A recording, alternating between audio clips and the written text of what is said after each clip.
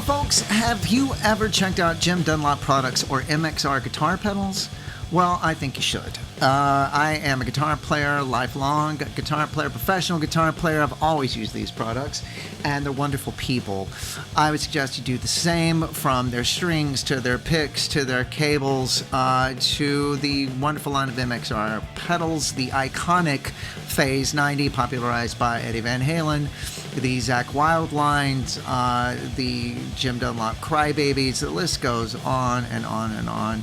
Do yourself a favor, check out what they're doing at jimdunlop.com.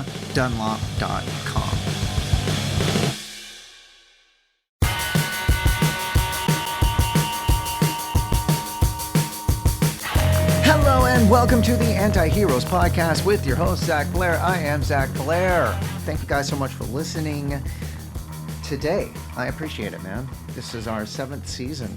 Man, I'm just going to explore that for a second. I never thought I would have a podcast, and I really love doing this. I really love that you guys tune in.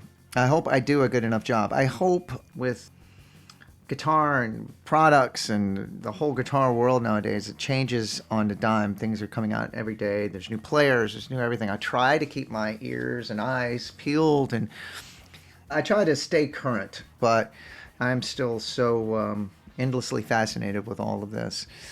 And to get to talk to you guys about it is just such a reward. I have been meeting more people out on tour that congratulate me, and they listen and they say nice things, and that just makes it all worthwhile, man. I really, really appreciate each and every one of you that comes up and talks about the Anti-Heroes. It's our own special little clique. It's our own little club. We just got off tour, the Rise Against band, and my guest today is one quarter of that band. I am one quarter of that band. I guess together we are one half of that band. We'll get into all of that here in a second. I don't know when this is going to air, but I just, on Saturday, I watched the entire Back to the Beginning of Black Sabbath show that had, oh my God, Mastodon and Anthrax and Metallica, Guns N' Roses and Slayer and Lamb of God, Gojira. Man, it was so impressive. The whole thing was so impressive. I got a little emotional a few times. You know, Ozzy, he has Parkinson's disease. He was sitting up there on a throne. For the uninitiated, this was Ozzy Osbourne's last ever performance, is how it was being billed. Definitely with the last performance with Black Sabbath, which is the original members of Black Sabbath. He sang great. I thought he sang great. His pitch was great. His timing was great. What a true, the real deal. The original. I've talked about it a few times on here, but man, the real guys, like the guys before me, the purveyors, the sort of the real rock stars, from the Mount Rushmore of heavy rock bands or just rock bands. There's a reason why they're those guys, man. You couldn't have been a slouch back then. To get praise and accolades and records out and all that stuff, you had to know what the fuck you were doing. And boy, do they. And does he. Ozzy was just, he proved why he was Ozzy Osbourne. And it was just great. Everybody did such a good job. So anyway, okay, well, I'm going to get into my guest. My guest today is family. He's one of my closest friends. He is a family member. We're in a band together. We basically share our lives together.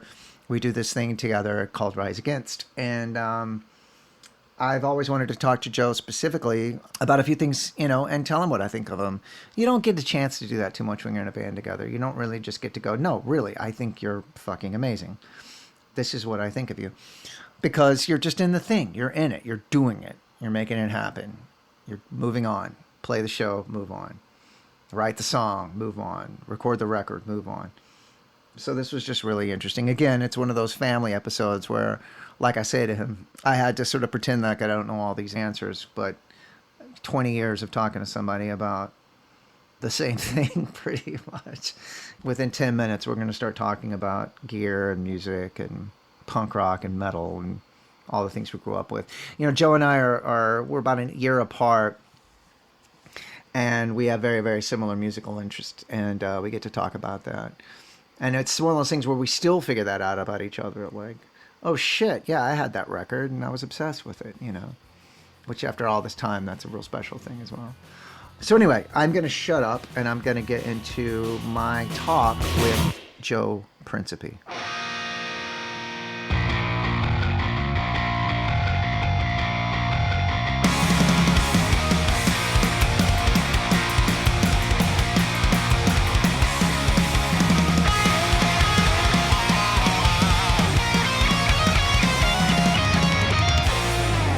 Hey, motherfucker. What up? All right, so like with my brother, with the Riverboat Gambler guys, with Tim, I got to pretend that I don't know the answers to all of these questions, but I do. Yeah, But I do absolutely. because we have spent every waking moment together for like the last 47 years or something like that. It's ridiculous how much time we spend together, but it's great we get to spend so much time together. And I've been trying to get you to fucking do this since the first season, but you've got kids or whatever the fuck. People depend on you, Eh. whatever the fuck it is. So, for anyone tuning in, this is Joe Principe. Joe is the bass player in the Rise Against band. I am the guitar player in the Rise Against band. If you didn't know that, then why are you listening to this podcast? We just got off of tour. What was it, like yesterday? I don't know, fucking week ago? It was like 5 minutes It ago. was like 5 minutes ago. I don't know when this is going to air, but let's tear the roof off. You and me have had this ongoing conversation about like our idols and people like that. And one thing that I've told you before, but I do want to commemorate here on the podcast, is you have managed to develop a style and a sound that is all your own based on your idols. And I think that's a really important, cool, creative, and that's what we're all striving to do as artists, I believe. Because there's times when I've sort of questioned who I am and what I do and what I bring to the table and things like that. And I don't think it's just familiarity at this point with you that I am so much, but I know when it's you playing. And I think that's the calling card of any true artist is like, oh, this guy has a sound, has an approach, has a, touch, a phrasing that's sort of his own corner. And I think that's very, very interesting. So I think going back to that, the sort of dawn of that to you, who were the guys, the sort of Mount Rushmore of what you sort of picked and chose to make your own thing with? Yeah, it's interesting because living in Chicago, we were exposed to both coasts, like hardcore and SoCal punk, and even East Bay. East Bay and Chicago had a direct connection via Screeching Weasel. Right. I mean, Ben wrote for Maximum Rock and Roll. But there were certain things that East Coast bass players did that spoke to me, and West Coast. Chris Bauermeister from Jawbreaker played a lot of chords because they were a three-piece and it filled the spot. That spoke to me right away when I was learning how to play bass, so I would incorporate chords. I've always done that, still do. Craig Sitari, when Craig played, he's in Sick of It All, but when Craig was in Agnostic Front, that video, right, that Craig was playing on for, is it Relativity? No. What's that video? It's Sick of It All. Cro-Mags. Yo, you mean it's the Combat Core video? But that's Craig on In Agnostic Front on that, right? Yes. So his style in that era of Agnostic Front was huge to me because, all right, we'll take Agnostic Front live at CBGB's, which his bass is so prominent. And I was like, how the fuck does he Right. get that super aggressive tone? It cuts through. It sounds like it's just its own thing. You almost didn't need a Sure. guitar with it. And it was that big red bass he played with the J. I think it was a P and a Yeah, J yeah. configuration. And it was like kind of a pawn shop kind of Frankenstein bass. He told you and me both what the brand was because we were punishing him about that, and I forget what it was. I think it was a local dude in New Like York put it made together it. out of parts or something like that. Yeah, and that cut through. His style spoke to me. Brian Baker when he was the bass player in Minor Threat. And then, you cut to a band like Bad Religion where they had that Gallup beat. That was my thing. I loved having a groove, whether it was a fast mid-tempo groove, like Motorhead, Bad Religion, all Yeah. that stuff. Anything where the bass was an integral part of the melody of the song. I felt like, oh, you have this bass. You might as well use it to add to these melodies the guitar and the vocals are doing. So, long story short, I would say Chris from Jawbreaker, Craig from Sick of It All, Fat Mike for sure, the way he played, his up picking. I didn't start playing up because of Mike, but I realized like a year into my bass playing that he did that. And I realized it allowed him to play triplets easily. And same with me, like the Right. Angel. It's like I could do that really fast, and it almost takes no effort. Right. You and me have talked about that many times because we've played together for so long. We sort of phrase very similarly, but you do all upstrokes and I do all downstrokes, which is Yeah. bananas. And we'll do it to kind of mess with each other on stage where we're looking at each other and going, "Hey, I'm doing all downstrokes and I'm doing all upstrokes." But for some reason, if you close your eyes, it sounds phrased very well because I mean we've been doing this together for so long, and that's an interesting thing. And I Yeah. pointed out to you that Steve Severin from Susie and the Banshees, that bass player that I was watching, I can't remember the song, might have been Yep. the song Israel, and he's playing all upstrokes. And I sent it to you, like, holy shit, this dude's doing it too, because it is so odd. It's like you, Steve Severin, and Fat Mike, and no one else does it, you know? You know what it brings to the table? It brings, I would say, the upper registers of the chord or whatever, like first. It makes everything brighter. Absolutely. So, like, if I'm playing Blood to Bleed, the Rise Against song, you'll hear those chords a little bit brighter than if I started down. Because you get that bottom half of the Well, chord. yeah, if you're joining the low E, you're going to get the octave of the low E first, and then, you know, the root. Yep. It's funny you say that about Craig because now that I'm thinking about that agnostic front performance on the Combat Core video, which I just wore out, I do remember him playing, like his hand was in a bar chord form kind of the whole time, you know. But for me, I also hear a lot of the guys that influenced those guys, like J.J. Burnell, Peter Hook. And it's funny because I just read Peter Hook's book about Joy Division, and he goes on and on about his own sort of style and what he brought to the table, very rooted in like original punk rock. But he didn't know. He was playing melodies on bass, and his speaker cabinet at the time just farted out when he would play low too low. So he always played high.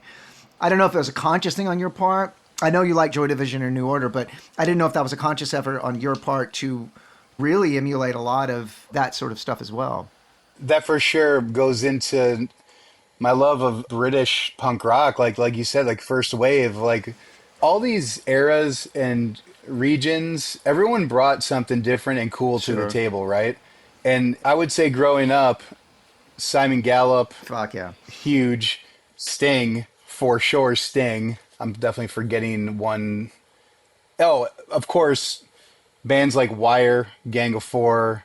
And you're right when you said it like, hey, this is its own instrument with its own voice. Rather than just pedaling the root note of the guitar, I could be doing this whole, living in this whole other zone on my own.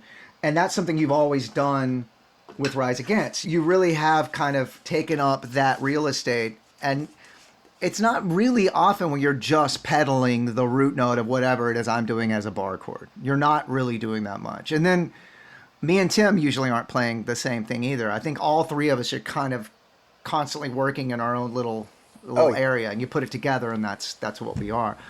yeah, it's everything's strategic, right? Absolutely. Like it's like okay, everyone's like, "Oh, the Ramones are so simple." You know, Yeah, they're they're not. not. Like the way Didi played was intentional. He was going to do an octave at the right time, Absolutely. you know? Like it all made It's sense. like thinking any punk band is easy to do. Everybody, oh, Black Flag. It's like, well, you play it. Make it sound the way they make it sound, you know? Oh, yeah. It's near impossible to copy that. Absolutely. And, you know, I think the only time we would actually play the same thing is when we're learning a part. If one of us brings something in, like, I got this, Yep. and, you know, you learn it, and then you come up with your own thing about it. Well, anyway, Wait. I remembered this. I forgot the big one. How the fuck do I forget this? Daryl Jennifer from Bad it's like Brains. your Like favorite he, bass player. I know. I mean, he took everything to the next level with reggae, with hardcore. I mean, no one plays like No, him. you're right. You know, he had that modulus bass, like it's so it just cut through. What an important band, what an important player.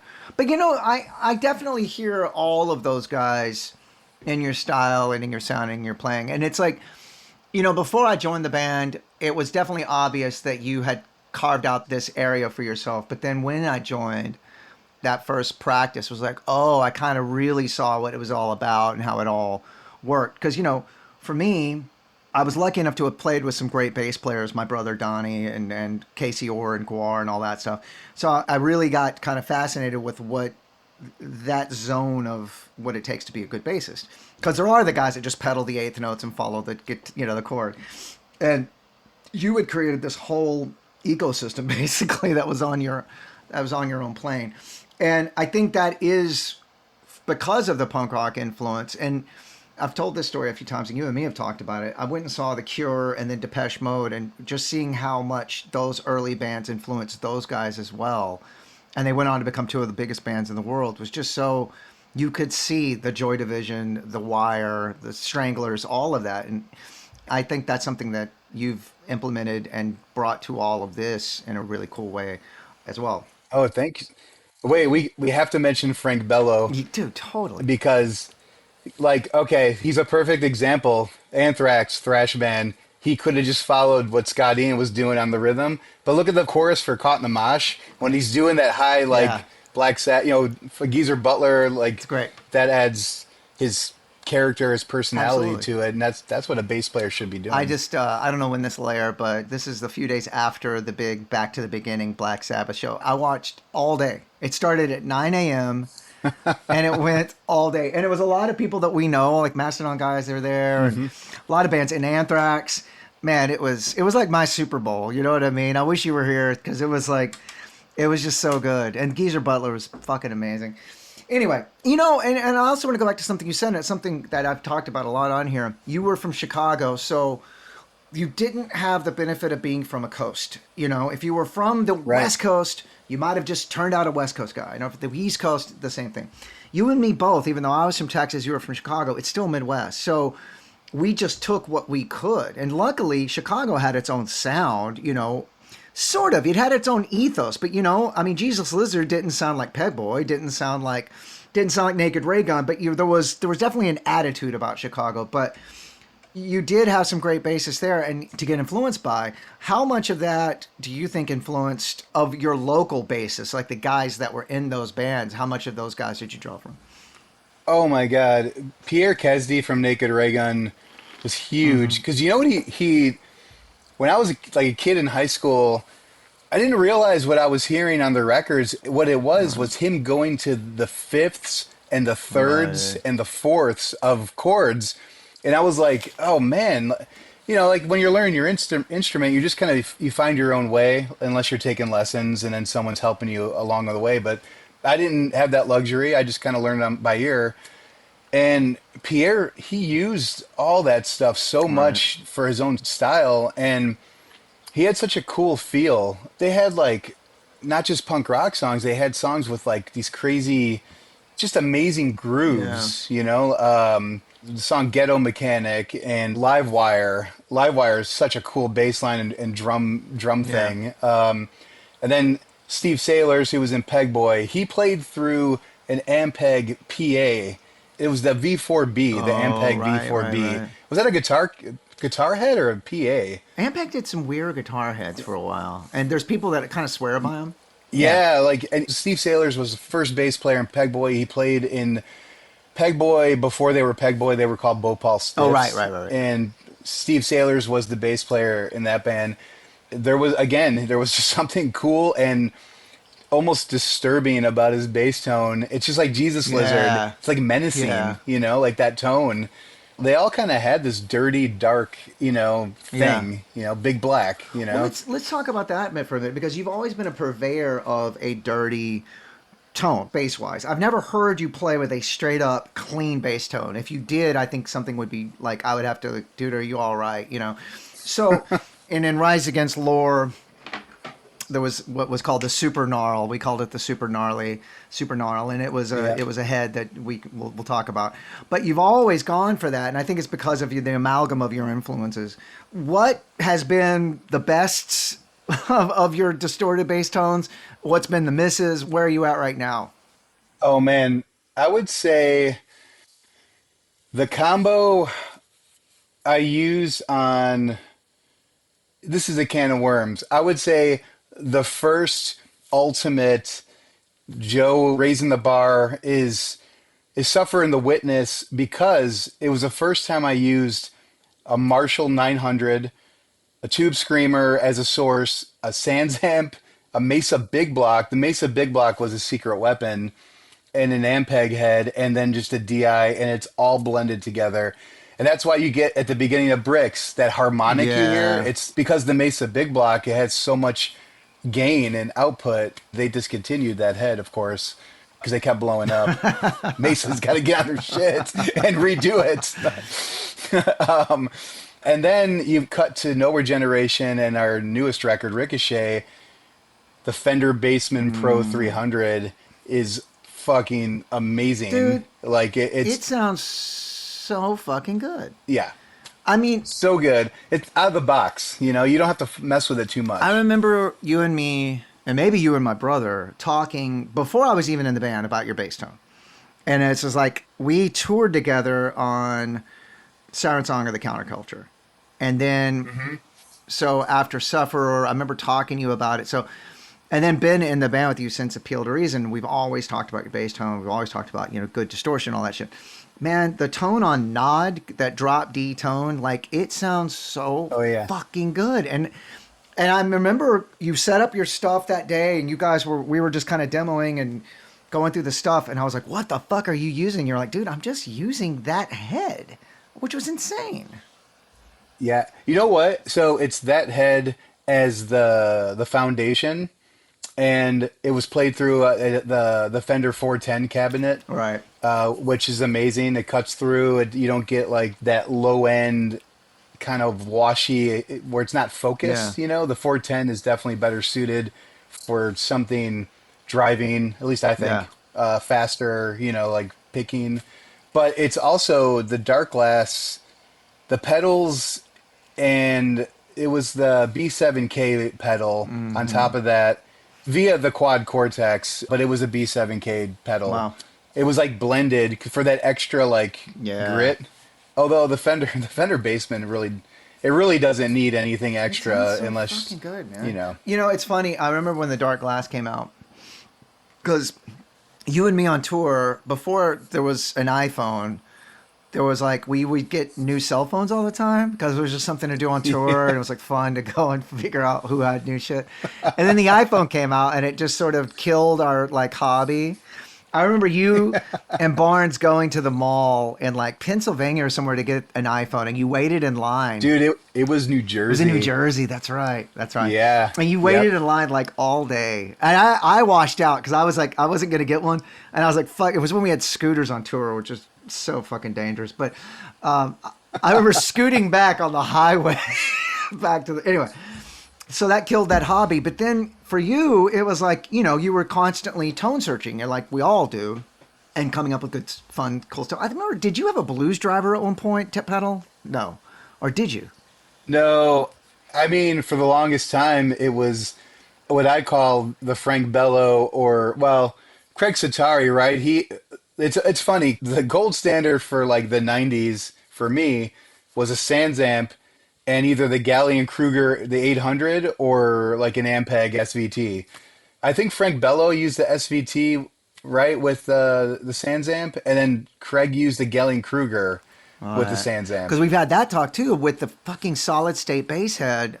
It just breaks up better for bass. It's like the Rob Wright from No Means No situation, which I was able to ask Andy Kerr here about Rob Wright's tone, and it was an acoustic head, which is crazy. Oh, yeah, so good. It's so what a great bass player. Solid state. But anyway, yeah. But so when the Dark Glass came out, I remember it was just kind of like it killed the tone searching, because it's like, well, here it is. It fucking sounds great, and it does. It's funny because I remember I found out about Dark Glass through the Blasting Room. Jason Livermore. Right. He's like, hey, hey, Principe. There's a new thing that is your thing. Oh, right. Right. He's like, without you even saying it's your thing, it's your new thing. And I immediately bought the B7K pedal. Then they came out with the vintage pedal. Is it VMT or I can't remember the three letters or whatever they called it. And I was like, oh my God, this is like perfect. And then they came out with the Dark Glass 900 bass head, which was, I think, Class D solid state. I mean, that's what I'm playing live in the Quad Cortex is the Dark Glass 900.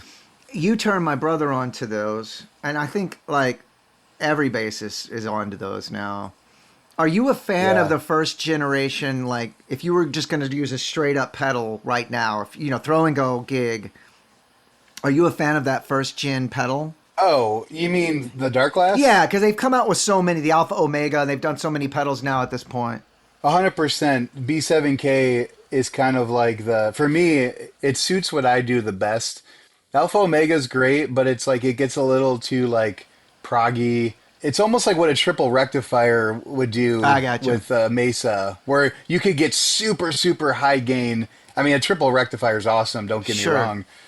But it's just not, for what I do, I ride that line of like not too crazy, but not like a guy playing in the block party band. Not the band, the block party. A guy in your neighborhood at a block party. I get it. Where the dude, like, he just bought all the cool new gear, and he doesn't really know how to work it, so it just sounds like fucking shit.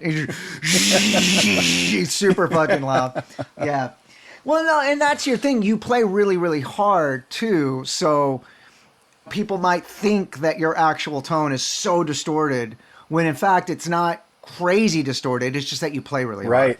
And so, I'm sorry to interrupt, but to that point, I was lucky enough to meet Daryl Jennifer from Bad Brains when he was in. After Bad Brains kind of imploded, they started Stealth, that band Stealth with Mackie playing drums. Yeah. And is it Israel Joseph, the singer after HR? Yeah. They played, and I was at the show, and I met him, and he goes, tone is in these. Mm-hmm. He's like, it doesn't matter what your gear is. He's like, kind of, a little bit, it matters. He's like, but it's all here. And I was like, what's he talking about? And then, I mean, this is like 20 years ago. Sure. I got a little older, and I realized what he was saying. It's all about the attack, how you hit the string, and where on the bass you hit it, right? If you hit it by the neck or the bridge, it changes the reaction time. You hit it by the pickup, you hit it by the pick guard. Hit it by the pick guard, hit it by the neck. Hit it by the tuning head. Play a tuba. Or a tuba. But you're right. It's funny, like, because I spend so much time with Tim and playing guitar with Tim, and that's very true. I can tell when it's him playing guitar. I'm sure you can as well. Him and I have very, very different styles that accentuate and complement each other, but he plays with just more mid-range than I do. It's in his hands. He just sounds... I have to dial that into my amp. It's just the way he plays versus I play way more woofy and more like metal, I guess. And so my actual tone is the same with you. It's like, it's not a lot of gain. But the way I play with gain. You do as well. You know what I mean? Yep. And 100%. When you play guitar, you play, you know what I mean? It's like, it's kind of the same thing. That's another thing I wanted to talk about. You're not a guy that started with guitar and there were just too many guitar players. So like, well, how about you play bass, Principe? You are like a gold star bassist where you started as a bassist. You know how to play guitar, but you're a bass player. You are a fucking bass player. Yeah, like, it is kind of right place, right time. I was skateboarding at my friend's house in high school, and the guy I skated with, his best friend's brother was Dom, who was the drummer for 88 Fingers Louie, my old band. And Dom, he was like, hey, we realized really quick, because Dom was just kind of lurking around the backyard while we were skateboarding, and he's like, I realized we had the exact same fucking taste in music. It was like, he liked PIL, he liked The Cure, and then he liked Naked Ray Gun and Exploited and GBH. And he's like, I'm starting a band. Do you want to play bass? And at that point, I had learned a power chord on the shitty acoustic guitar that was at my house. And that was it. And I took the bass really quick, and I really fell in love with it from like day one. That's something my brother's always respected about you. It's like, because he was always just a bassist as well, you know what I mean? It's like fucking, you know what I mean? That motherfucker he wasn't a guitar player first. He's a real bassist, For anybody that started on guitar first, there's nothing wrong with that. Yeah. But we Fuck y'all. But we secretly judge you. No. And how about the fact that this is a guitar podcast? I'm interviewing a bassist. But, it is shameful it's taken this long to have you on here because you definitely are one of my favorite bassists and always have been. So it's... it was hard to find time because I do podcasts like this every day. Yeah. No, I'm just kidding. I just had to pencil you in, Well, with as much time as we spend together, we could have done this at some point. But anyway, so at one point we both have transitioned now to profilers. So now that's where we both are. I am using Kemper. You are using Quad Cortex. How your experience with it? What do you like about that? My experience with Quad is I can dial in my tone in 30 seconds. It's super easy to use. Right. It just makes sense to me. The pros are you could dial it in, figure it out. It's very intuitive, quickly. Cons, I don't like that it's only a floor unit with a touchscreen because in a live setting, there's an elephant in the room of like, oh, it'd be nice to set up a MIDI pedal with the Right. quad and have the quad off stage. And I just don't have it in me to figure that out. At least I haven't yet. I'm sure I will at some point. I mean, even on the last tour, someone threw a beer on stage and it landed all over my quad cortex. I was like, oh shit. Like, just Oh smoke. no. Yeah, I mean, we are a band that does not time code. And for the listener, time code is when everything is on a click track, your lighting, your production, and your pedal changes, a lot of bands. And so when I first saw anything about a quad cortex, it was in a Megadeth rig rundown, and they had them in a rack behind them because they were time coded. And for that, if you're on one of those types of bands, then it's great. Otherwise, the quad cortex is a floor unit that goes in front of you with its own switches for your pedals. And that was the problem I had with it as well. So I think if anyone from Quad's listening, like if they could develop a floor unit that's not the unit itself, that would be great. Do you miss cabinets? I do, like, because we grew up going to small punk shows, all of us, right? And I loved having the amp behind us in a sweaty club, and you feel the energy with the cab behind you. I miss that for sure. Although I do appreciate the consistency of having ears and the profiler 100%. Especially, I mean, we're playing festivals, we're playing clubs on the same tour. It makes all of the unknowns kind of go away. Absolutely. Same tone. Same tone. Yeah. You know what I do struggle with, though, with the Quad Cortex, and if you're listening, I like that there's a guy named Quad. Hey, Mr. Cortex. Yeah. Well, I would say Doug and Lauren from Neural Quad Cortex. I struggle finding, like, getting a clean-ish tone. I can't dial in a cleanish tone, like, for a song like Help Is On The Way. Sure. Where, like, I want a little grit, but I want it a little bit more full, like an SVT. I know you can do it, but I just haven't been able to do it myself. If anybody knows how to do that that's listening, you can write in at, But, no, and you just said a lot there. I think having consistency for guys like us, we play every night, having that consistency in our ears, we know what it's going to sound like. It's like a blanket. It's such a comfort for us because I remember before we were on ears, fortunately for us, our band was getting bigger and bigger and bigger. You and me are guys that like to move around the stage, and the sound was so inconsistent on stage. And then you would go into a zone where you couldn't fucking hear at all because you're standing 20 feet away from a monitor.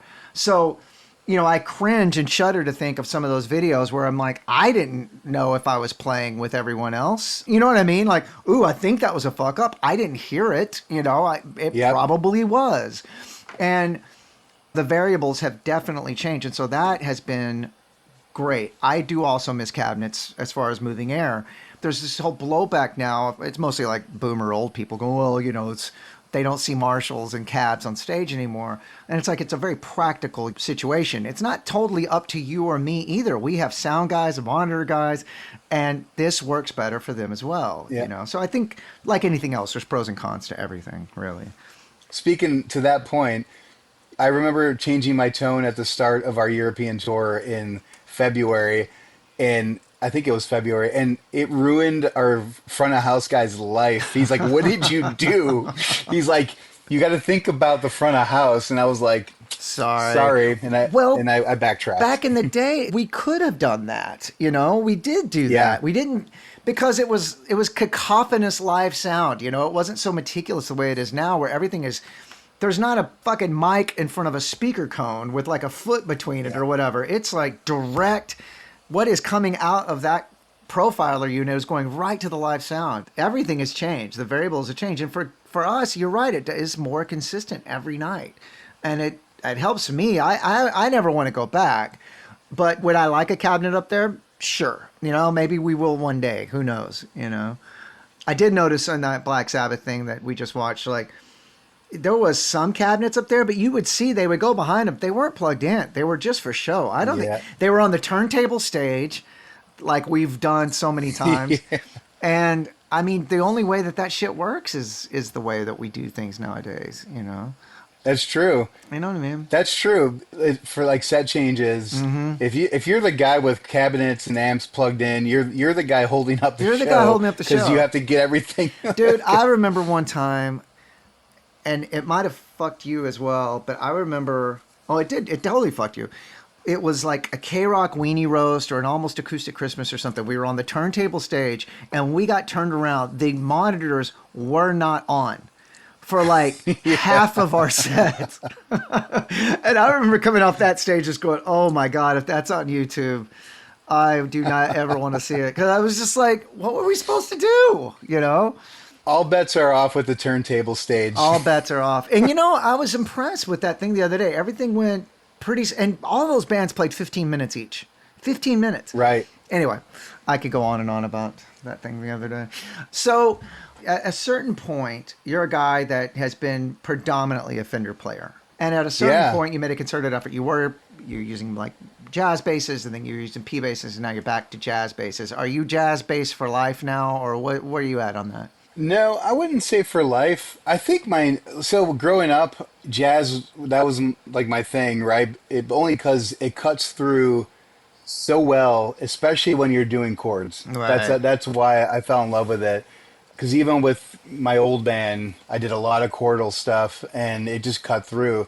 And then I switched to P bass because I was like, oh, when we had songs on, we still do, but like songs on the radio, mainstream success, I was like, oh, maybe I need a little bit more of a fatter, like, rock tone. Yeah. And then I was like, I don't know, it didn't feel like me. Like, there was cool tones on those records, but you lost a little bit of, like, what I was known for. Not that I'm known for anything, but I guess the tone is part of my thing with the way I pick, right? So I lost a little bit of that with a P bass. And then when I went on Norwood Generation, I switched back to jazz bass, and it was like, when that record came out, like I had so many people mention that. They're like, your bass sounds so amazing, blah blah blah. Right. Like they heard it, and that's what it was. It was just the way it cut through. Well, it definitely, to me, on the other side of the stage there, it made a huge difference, because when I first joined in 2007, I believe you were using jazz basses, and then you switched to P basses, and then you went back. And so it definitely was like, oh shit, there's that thing again, And especially when we go to one guitar songs where it's just us two playing and Tim's just singing, I think it really adds to the way you play, the way I play, the sound of that, where it's just, because that's typically like maybe our faster, more of the punk rock ilk, right, kind of songs. For sure. And it adds to that energy, the way the bass cuts through with the way you're picking it, Right. Which goes back to what you said in the beginning. Your sort of Mount Rushmore of influential bassists were a lot of guys that played in one guitar bands. Like, pretty much everybody we mentioned outside of, like, say, Fat Mike or whoever else. And when we go to those one guitar songs with the jazz bass, it's really obvious, like, oh, the whole chordal thing and the melodic thing that you have built into your playing is a direct, like I said, an amalgam of all your influences. And those guys were basically playing rhythm guitar. You know what I mean? Like, like Peter Hook or whoever it might be. And that's real obvious when we do go down to the one guitar songs. It's like, there's the foundation there. There's where that sort of ethos came from.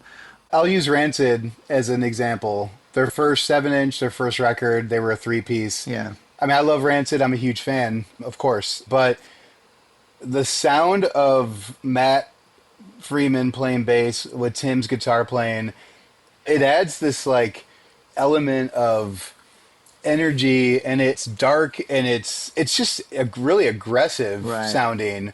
I appreciate bands, obviously, with two guitar players, for sure. because you could do a whole lot with that. But when you strip it down and you have the bass player, it gives the bass player more real estate Right. where he could kind of help steer the ship as far as the vibe of the song. Right. Well, and I think that's a mouthful as well because it's like you play like a bassist that's in a one guitar band, yet you're in a two guitar band. And I think Yeah. that is what at a foundational level with Rise Against makes us sound the way we sound. And we just hit on something there that I've never really put into perspective before. Your influences are largely one guitar band bassists. You play like that. That's where you've gleaned a lot of your style from. And then we are a two guitar band. So that foundation is still based in that. And then so there's a lot of rhythm guitar real estate happening with the way you play. And so then it leaves Tim and I a chance to go for melodic. He does a melody thing. I'm doing something counter melody. I don't think I've ever really put that in perspective. And that's what the beauty of this podcast is. But, also one thing I want to talk about, and I think we'd be remiss not to talk about this. You are a pick player as well. So was that a concerted effort? You liked guys that played with a pick, or it was just an ease thing? You started learning, you were playing with a pick, you didn't even bother with fingers. It honestly never occurred to me. It was always like, oh yeah, I'm going to pick up this pick. Like I just, it was there, and because I had very, very minimal experience with playing acoustic guitar. Well, it was guitar. Right. With chords, I was like, oh, I'll play with a pick. But then I realized, like, as I started paying attention to bands I love, with the exception of like, well, that's not totally true, right? I was going to say Descendants, but Tony Lombardo did play with a pick. Yeah. He just sounded like he played with his fingers. Yeah, exactly. Yeah. Like, but all these bands were pick players. 7 Seconds, Minor Threat. Sure. And fucking Lemmy Head, Lemmy from Motorhead. You just get that attack from the pick. But dude, what you're forgetting about Motor from Lemmy Head? Motor is one of my favorite bass players by far. Who can fucking forget? Yeah. But there's those guys that were just made to play with their fingers. Yeah. Donnie Blair, your brothers. He'll It's like that. when they sound like they're using a pick and they're not. They're really special bass players, I think. Your brother does that. Steve Harris. Yeah. Frank Bello. I didn't know literally, I was so shocked when I found out Frank from Anthrax played with his fingers, because the attack is so like, absolutely. Who would think that he did in Anthrax? You know what I mean? Yeah. What's even more, speaking of Steve Harris, what's even more mind blowing about Steve Harris is that he plays flat wound strings. That's bananas to me. Yeah, it's insane. But my brother will appreciate that shout out. My brother loves your bass playing, so he will appreciate that. But for him, it was kind of the same thing. It was like, even though I was a guitar player and had picks laying around, he was into guys that play with their fingers. It's just what you liked. Those guys, they play with a pick. I'm gonna play with a pick. You know what I mean? He liked Frank Bello and Steve Harris and Geddy Lee, and it's like they were finger players. Geezer Butler, So I'm not going to keep you much longer because you have children and all, and Uncle Zach will talk all day. But I do ask everybody, and I know this answer. I know it. But I always ask everybody, what's one that got away? Like I knew what Tim's was and all that stuff. What's a piece of gear that got away? And I know what it is, so go ahead. My first Fender I ever bought was a 78 jazz bass with active EMG pickups. That literally set the path for my tone, the quote unquote like signature tone. Those active EMGs in that jazz bass, if you go back to my old band 88 Fingers Louie, it's all that bass, and it's so bass heavy, bass prominent. That's why. And I sold it on eBay. I have no idea why. I convinced myself the neck was not bowed, but twisted. Sure. And I was like, oh, I'm going to sell it. And I got something else that I probably kept for like 6 months.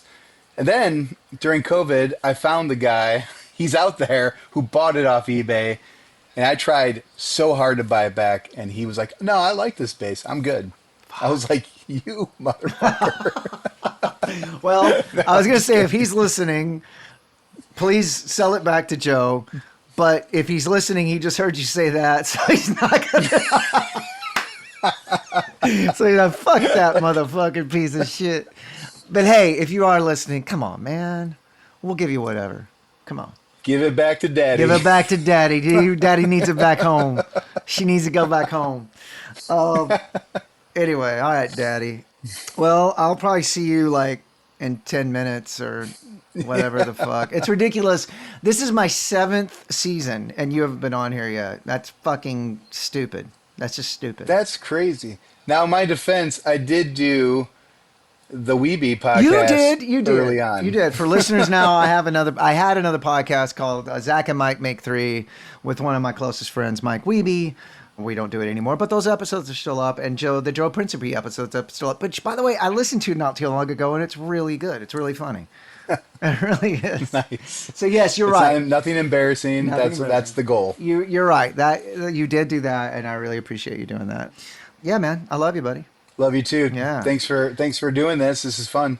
Yeah, it was fun. We got to talk some shit. Basically, this was just an hour of what we would have done backstage anyway, talking about nerdy shit. I just asked you a bunch of questions instead of interjecting and talking over you with my own shit. Like, that's what I do. Anyway, all right, bud. I'll have a good day. I'll talk to you soon. Yeah, thanks, dude.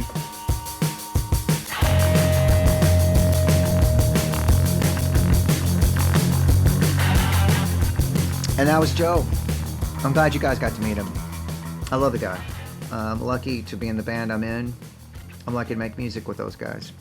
I'm lucky to make music with Joe. I'm lucky to be in a band with him. I'm lucky that he is, I won't say my bassist, but the bassist in the band I'm in. Because it is hard to find any musician with such a sort of defined voice. I told Tim the same thing. A player that, for me, if I was blindfolded, I could hear him play and go, oh, that's him. Out of 100 bassists, I know when it's him playing bass. And that's what you want. That's all you want. That's all I would ever want, you know. At the end of the day, I just want to have a signature. I just want to have a sound. I just want people to go, oh, that's him playing. That's success to me. And he definitely has gotten that. And, you know, to leave you with a good example of Joe's bass playing, I mean, geez, you know, I asked him personally, and he picked up Broken Dreams off of our Nowhere Generation record. But, I mean, geez, you know, it's hard for me because I'm in the band, but there's like The Angel, there's, and Blood Bleed, there's Long Forgotten Sons, there's all these really amazing, cool, discernible Joe Principe bass intros and bass lines, so go check them all out. But check out Broken Dreams here. You'll hear a really good representation of what him and I talked about with his sort of gallop style and his chordal style, playing the melody within the chords, playing the melody counter to the chordal work. It's like an orchestra going on, and you'll hear it in the beginning of this song. So check that out. Check out Joe Principe. Check out what he's doing, which is in turn what I'm doing with the Rise Against. We're going back out on tour in the fall with Papa Roach, a second leg of the tour that we've already done this year. So come see us. Shit, this could be coming out while that's happening, so who knows. Thank you for listening. I'm going to thank the folks over at Jim Dunlop and MXR Pedals for doing what they do. Find out what they're doing at jimdunlop.com. I'm going to thank the folks at DistroKid for sponsoring us. And man, they're doing good work. They're giving the artists, the musicians, the ability to put out their own music on the streaming platforms. So check out what they're doing at DistroKid. Thank you guys. Thank you for listening. I will talk at you soon.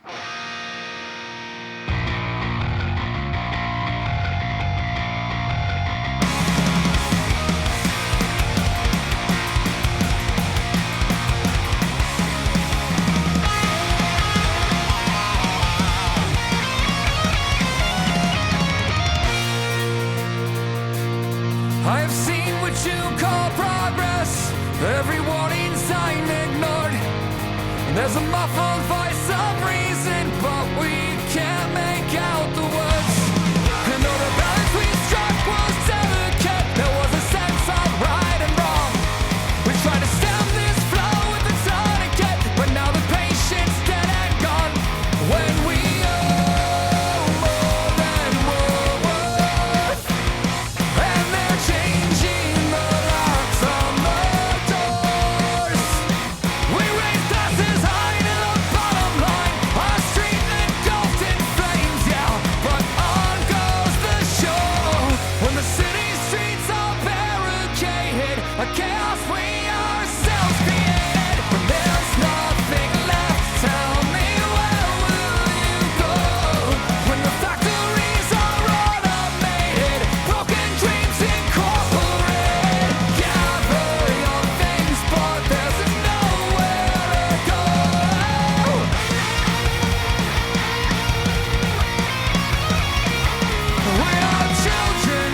lesser gods, better angels, darker days, but we're holding onto this cause like palm trees in a hurricane. We chase every second in clothes that we slept in, but they still got away. When the city streets are barricaded, a chaos we ourselves created, there's nothing left. Tell me, where will you go?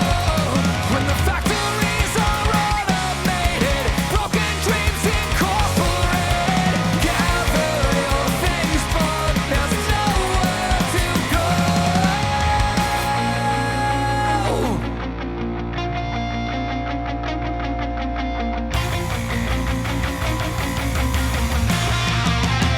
Nowhere to go.